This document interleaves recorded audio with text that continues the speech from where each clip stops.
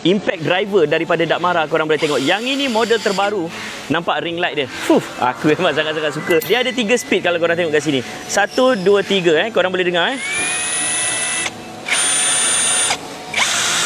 Ada 3 speed yang korang boleh gunakan. Yang ini sesuai kalau korang nak pasang bumbung, pasang atap, buat awning.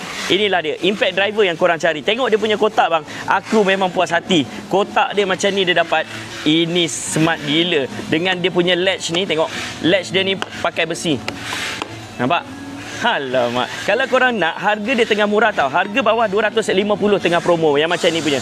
Dia nak guna untuk screwdriver boleh, nak guna untuk menebuk dinding pun boleh.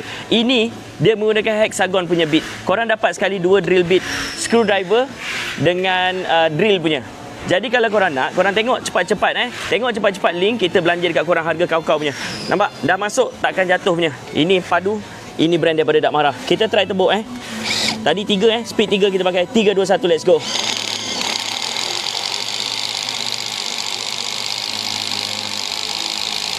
Nampak?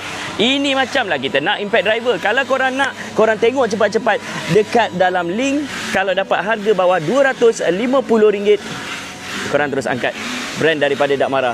Memang cun. Dengan warranty sekali Tengok link sekarang. Ciao.